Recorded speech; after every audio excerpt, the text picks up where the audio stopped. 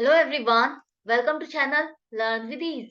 आज का टॉपिक है कैश फ्लो स्टेटमेंट का, जिसमें हम सॉल्व करेंगे question number 21 chapter 4 DK Goyal की बुक से class 12 accounts. Online sessions, online classes के लिए आप मुझे व्हाट्सएप कर सकते हो इस नंबर पर अपना नाम और क्लास। आप मुझे फॉलो कर सकते हो Telegram channel learn with ease official, जहां पर आप अपने डाउट्स और कमेंट्स लिख करके भेज सकते हो। तो क्वेश्चन में दिया है कि आपको इन्वेस्टिंग एक्टिविटीज से जो भी कैश फ्लो हो रहा है वो आपको कैलकुलेट करके बताना है।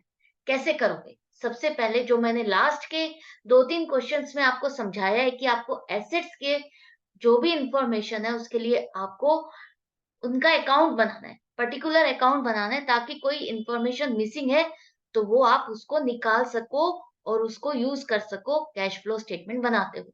जैसे कि हमारा फर्स्ट है इन्वेस्टमेंट इन लैंड। लैंड में आपने इन्वेस्टमेंट की, तो ओपनिंग बैलेंस है आपका कितना? यहाँ पर 6 लाख। 31 मार्च 2022 का ओपनिंग बैलेंस है आपका 6 लाख, और 31 मार्च 2023 को आपका बैलेंस है क्लोजिंग बैलेंस, जो कि 16 लाख है। तो यहाँ पर 6 लाख से 16 लाख हो गया। तो ये जो 10 लाख का डिफरेंस है वो क्या है? वो क्यों हुआ? क्योंकि आपने लैंड को परचेज किया।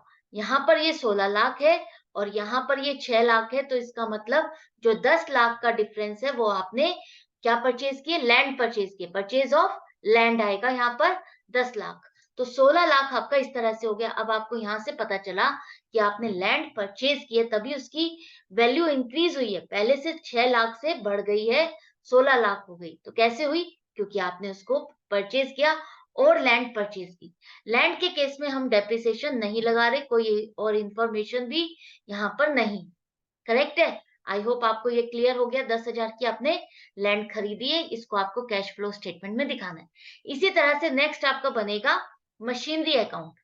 मशीनरी अकाउंट में ओपनिंग बैलेंस 2 लाख है, क्लोजिंग बैलेंस आपका 3 लाख है। इसके साथ कहा गया है कि पूरे साल का आपने डेप्रिसिएशन लगाया है 60,000। तो डेप्रिसिएशन 60,000 आपकी एसेट की वैल्यू को घटा रहा है। तो आप क्या करते हो? Depreciation account debit to plant and machinery account. Plant and machinery account आपका क्रेडिट हो रहा है, तो क्रेडिट साइड पर आप लिखोगे बाय डेप्रिसिएशन अकाउंट 60,000। क्लियर है? अब यहाँ पर एक मशीनरी, एक पार्ट ऑफ मशीनरी भी आपने बेची, जो आपने 40,000 में खरीदी थी, और आज तक की डेट में आप उस पर 12,000 रुपए का डेप्रिसिएशन लगा चुके हो। तो 40,000 की मशीनरी जिस पर आप 12,000 का डेप्रिसिएशन लगा चुके हो, तो वो डेप्रिसिएशन घटा दोगे तो आप आज की वैल्यू क्या होगी उसकी? उसकी वैल्यू रह जाएगी 40,000 माइनस 12,000, 28,000 की वो मशीनरी रह गई। 28,000 की मशीनरी को आपने 35,000 में बेचा। 28,000 की मशीनरी को आपने 35,000 में बेचा, तो आपको फायदा हो रहा है या नुकसान हो रहा है? फायदा हो रहा है। कितने का? 35,000 माइनस 28,000, 7,000 का आपको फायदा हुआ है, गेन हुआ है, gain on sale of machinery. तो सबसे पहले आपने मशीनरी बेची, बेची तो आपको 35,000 मिले, तो बाय बैंक अकाउंट लिखो 35,000।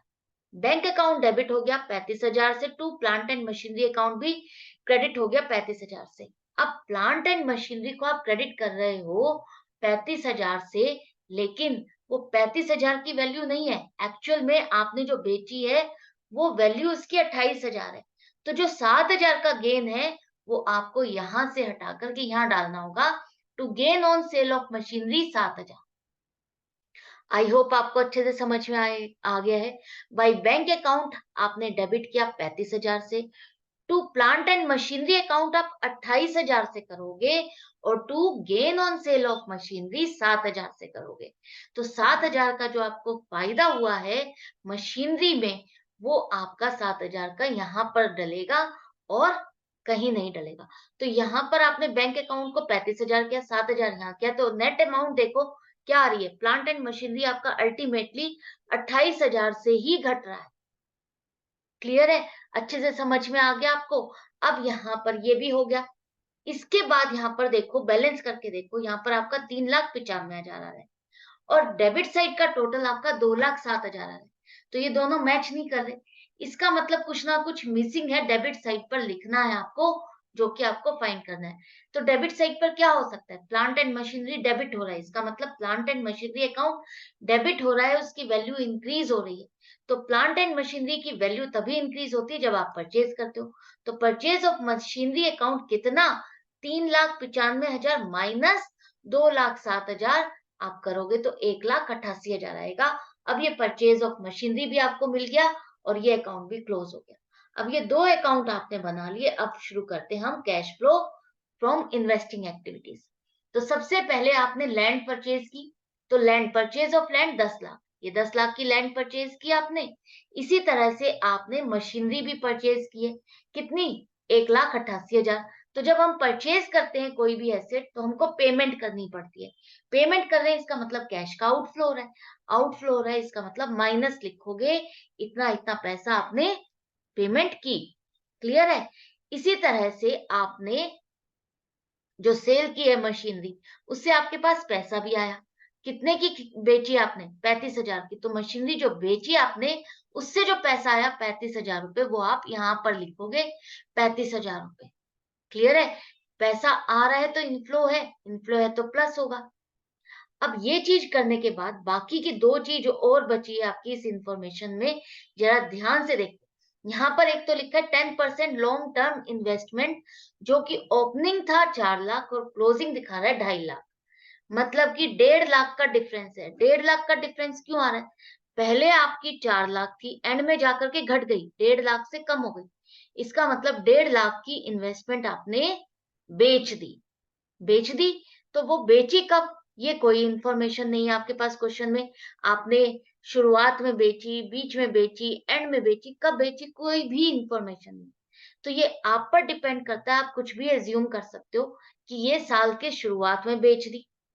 साल के शुरुआत में 1 अप्रैल 2022 को ही आपने इस इन्वेस्टमेंट को, 1.5 लाख की इन्वेस्टमेंट को बेच दिया। और या आप एज्यूम कर सकते हो कि आपने 31 मार्च 2023 को 1.5 लाख की इन्वेस्टमेंट बेची, तभी आपके पास 2.5 लाख की बची। तो जो भी आप एज्यूम करना चाहते हो वो एज्यूम करो और उसके बेस पर आगे क्वेश्चन को सॉल्व करो।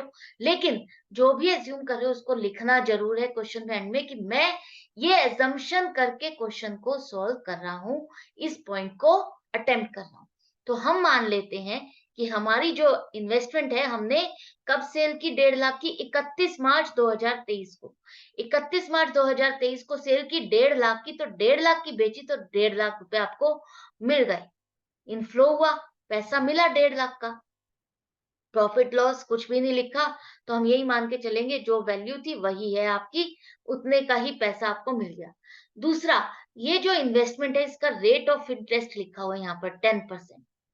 तो 4 लाख की इन्वेस्टमेंट आपकी 1 अप्रैल से 31 मार्च तक रही, क्योंकि 1.5 लाख की इन्वेस्टमेंट आपने कब बेची है? हम क्या एज्यूम करके चल रहे हैं कि 31 मार्च को बेची है, 31 मार्च 2023 को, एंड ऑफ द ईयर के टाइम पर हमने बेची।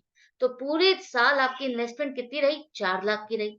तो 4 लाख पर पूरे साल का आपको इंटरेस्ट मिलेगा 40,000। तो 40,000 इंटरेस्ट आपकी क्या है?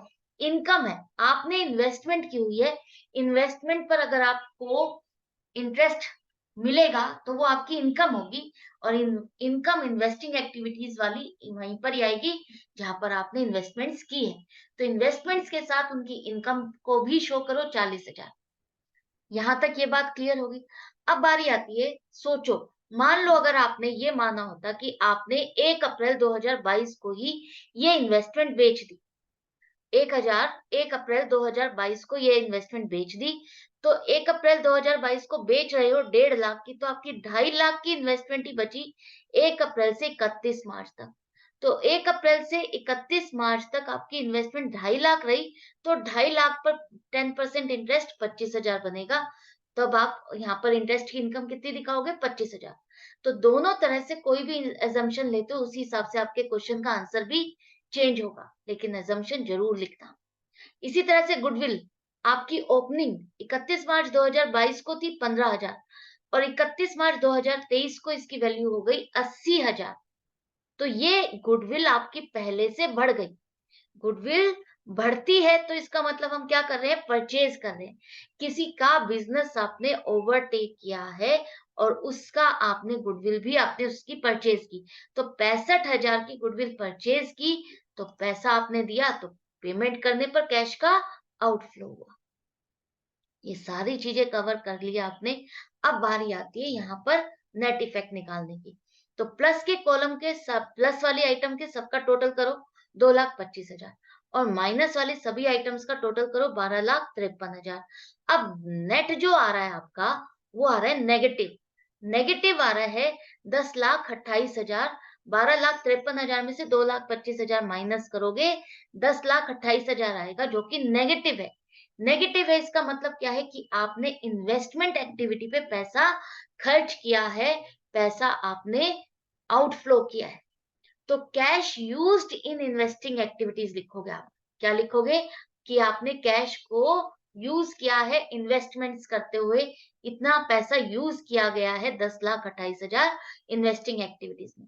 अगर पॉजिटिव होता तो हम क्या लिखते यहाँ पर, फ्रॉम लिखते, cash flow from investing activities. Correct है। तो यहाँ पर देखो एंड में आपको नोट भी लिखना है, it is assumed that investments are sold on 31 March 2023। I hope ये क्वेश्चन अच्छे से समझ में आ गया, क्लियर हो गया कैसे अटेम्प्ट करना है। मैं मिलती हूँ आपसे नेक्स्ट वीडियो में नेक्स्ट क्वेश्चन के साथ आपकी प्रैक्टिस के लिए, लेकिन आपको अपनी प्रैक्टिस जारी रखनी है। Goodbye and take care.